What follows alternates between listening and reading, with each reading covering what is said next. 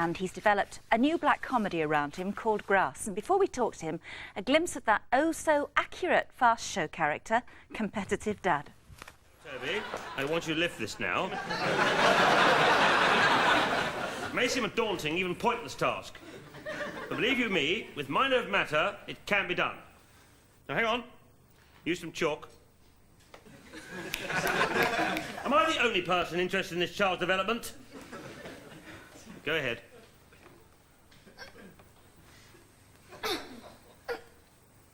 I can't do it. It's impossible. Nothing is impossible, Toby. Watch me.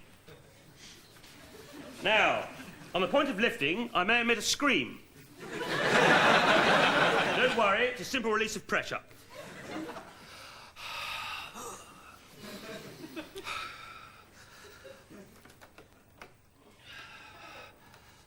Ah! Toby, I'm in trouble! Just drop it, Dad. No, I will never give in to gravity! Put it down, love.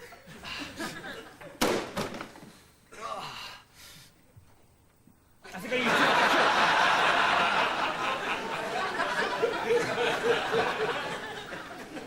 I used too much chalk.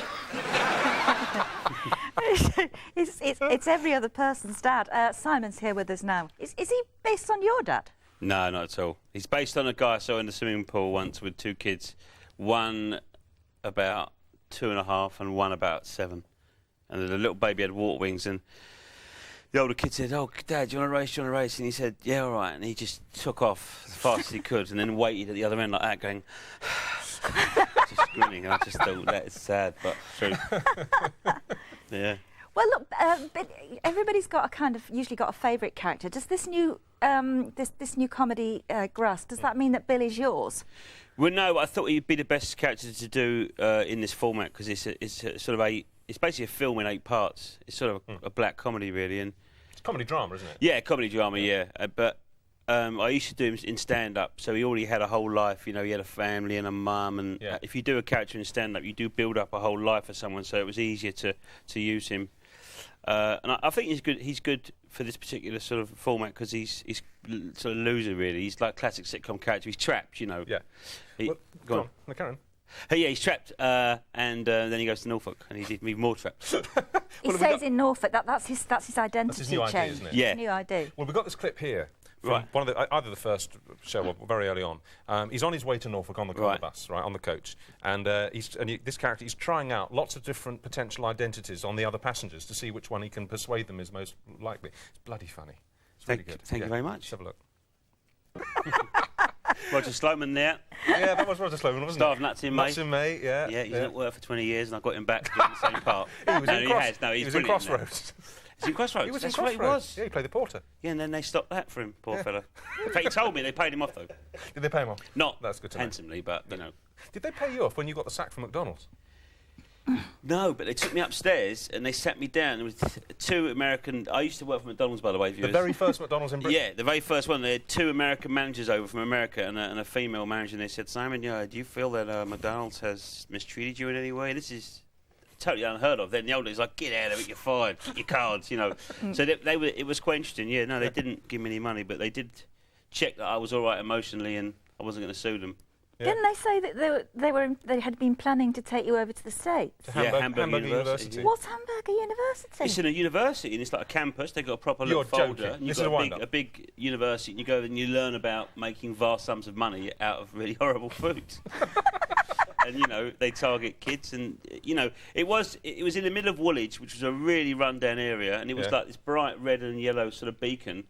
And bad food, but it was like science fiction food then. Because I remember my first McDonald's, which I have to say I really liked. You know, my first compared to the old Wimpy's. The old Wimpy's in the 60s and 70s. But is it true that I seem to remember they were young staff, but the first one that you worked in, it was all old ladies, wasn't it? Exactly, it was all old ladies, and I spilt some chocolate syrup, and they went, "Oh, you're nervous, love, don't worry about it."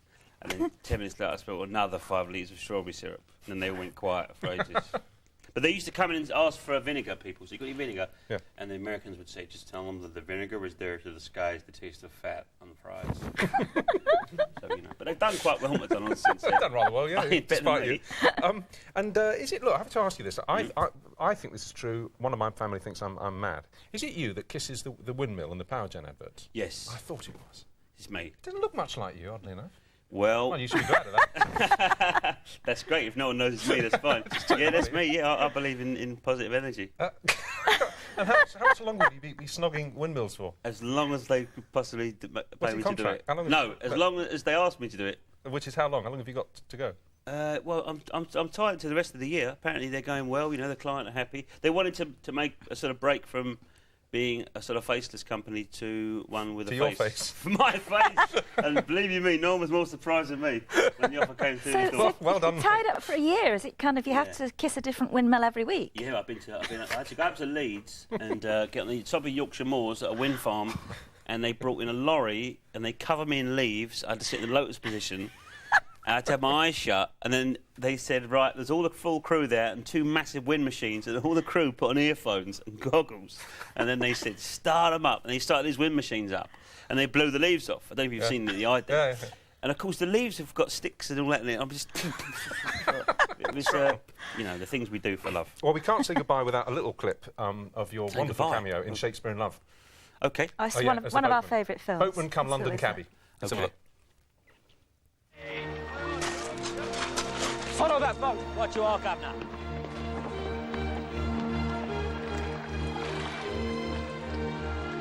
I know your face. Are you an actor? Yes. Yes, I think I've seen you in something. That one about a king. Really? I had that Christopher Marlowe in my boat once. Was that really the Thames? Yeah, it was really the Thames, and they had a proper boat, and they had the real oars from the time, which the paddles are about that wide, and consequently they would say action, and the current would just take me away. Literally, I mean, how they make action films, and they did about 16 takes. They'd go action, and I'd go, and they get this expert rower guy who would somehow row it back, and they'd say action, and on the bank there'd be all the old ladies and the chickens. The chickens would go, and they go, and I don't know how they make films. No. I mean, how do they make Zulu? You know, it's impossible. It's hard enough just sitting here and not getting it wrong, isn't it? Yeah. Didn't you say that once you were feeling a bit poorly, you got the flu or something? So you ordered a taxi to take you home, and when you went out there, it had gone because Gwyneth Paltrow had sent out for sushi. Absolutely right. Yeah. What? She did what? She sent out for sushi. I had flu. Sick boy's taxi. Yeah, and they said the taxi's gone for sushi for Gwyneth. And then she won an Oscar. Cried. But you're not bitter. No. Well, listen, good luck with Grass. It looks really good. I'm looking forward to seeing it. 10:45 Saturday night. Yep. Be there. BBC. BBC. Sorry. BBC Two. BBC Two. Yeah, it After was that, the next 7 weeks, it'll be on at 10:30. Well, you see, this is an honour because the BBC are putting a lot of other stuff out on stuff that nobody can see. Well, you know, I'm very pleased to be following the 10 greatest sitcoms ever. Exactly. Yeah. Good luck with it. Lovely to see you again. Cheers, Take care. Cheers. See you later. Now, you're joining us later. Oh, yeah, You're gonna tell us we're what's talking cool and about what's not stuff that's cool and not cool. Come on, join us for that. Now, 2 days ago, we launched the first ever book club on UK television, and you've given it an emphatic thumbs up, thank you. Libraries, bookshops, supermarkets, they've rushed to stock up on extra copies of the 10 newly published books that we really think make a great read. Now, the first one we reviewed with Nigella Lawson and Dominic Diamond was Toast by Nigel Slater. Have you read that one, Toast? No. Okay, come on. Okay, next Tuesday, Bob Geldof and Bonnie Greer are here to talk about book number 2. Check it in.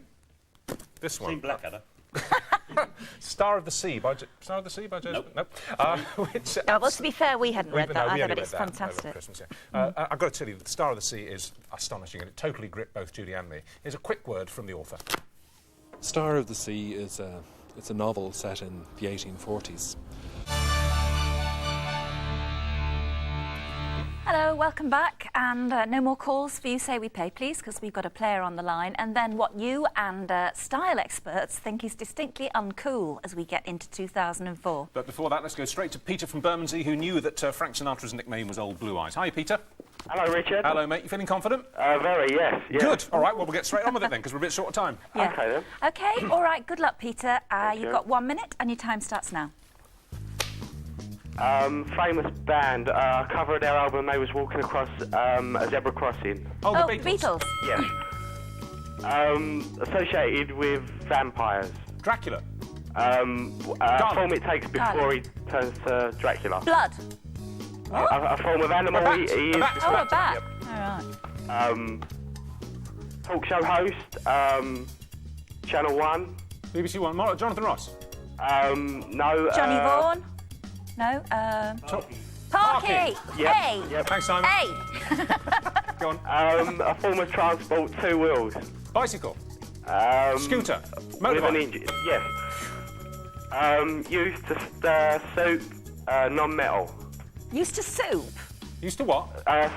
Stir soup with it, but it's not metal. Wooden spoon. wooden spoon. Wooden spoon. Yes, yes. Famous actor, American. What has he been in? Um, He's black or in white? seven, black. Morgan Freeman. Yes. Brilliant. 6,000. Well done. Excellent. Thank you. Well done. Well done. A little help Thank you, Richard. Good Thank help you, from Judy. Simon from the Far Show over there as well. Just on one of them. OK, well He done. got you £1,000. Yeah, enjoy that guy spending did. it. Now then, Okay. a few years back, anything with Velcro on it was cool. Actually, a lot of years back. Now it's naff, of course. And according to a list in next month's Esquire magazine, it's just one of 33 things with absolutely no dignity whatsoever attached to them. Here's a few random examples from the list. A guy being driven by his girlfriend, taking a packed lunch to work, short-sleeved shirts, and answering a mobile when you're on the toilet. So presumably, if you're sitting on the loo wearing shoes with Velcro straps, eating your packed lunch while asking your girlfriend on the mobile what time she's coming to pick you up, you're all washed up. Mike McLean reports.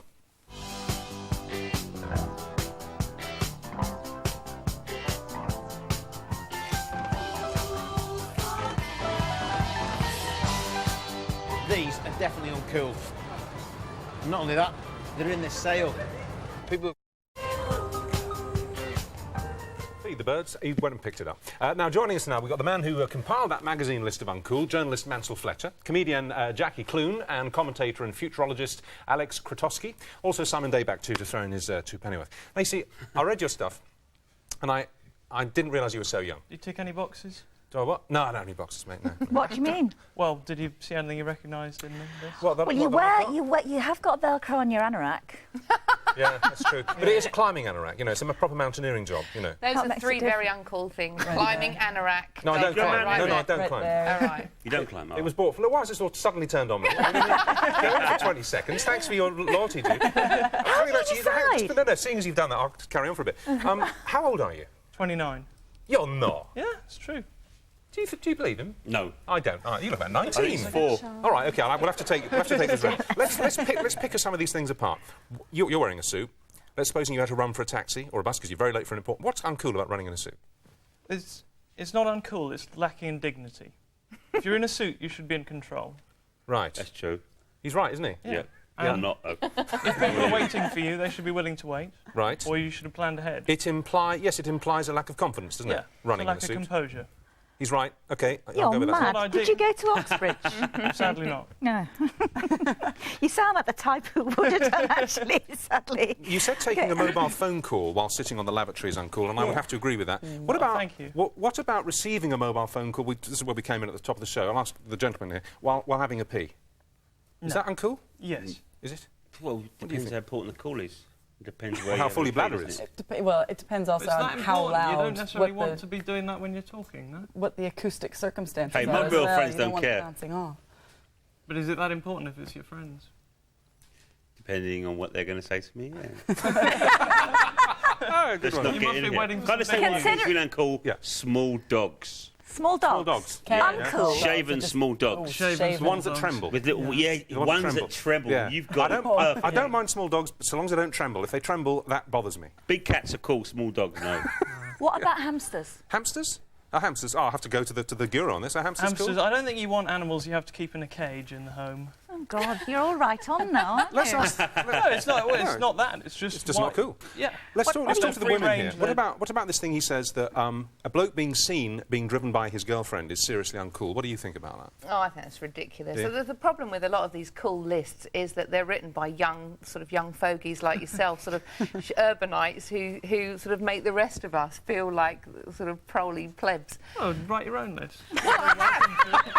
Too many lists. Get it out. Have you got one? Too many lists. Magazines are now full of lists. Yeah. Magazines are now lists. Yeah. What's hot, what's not. Yeah, and they come out. Yeah. They come out And they make you in feel November, awful. December, and it's like your best, list of this, list of that, new films, and there's too many lists because they haven't got any ideas. However, TV's a bit I think Lesser magazines. What's your list? Have you got a list there? Well, yeah, a lot of things that I think cool is the opposite of what you would think. So, for example, things like Palm Pilots, and I think are incredibly naff. I think stationery is incredibly cool. I mean, look at this. This is just your standard policeman's notebook with an elastic band. It's had a lot of love, though. Full of genius. Yeah. Incredibly cool. It's on its last legs, that notebook. I know. That's what's cool about it. Yeah, it's got a life.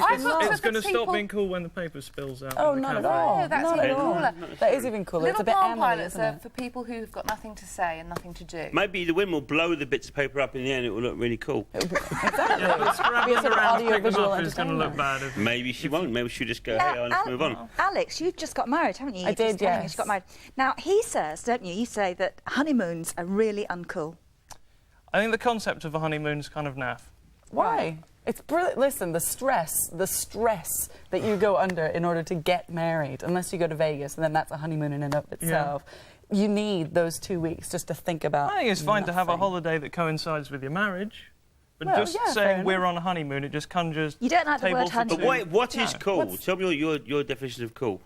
I think cool is doing what you want to do. It's not for someone to decide. Well, it's that not, they're because cool. you've made a list of things that aren't cool. I've made a list of things that lack dignity.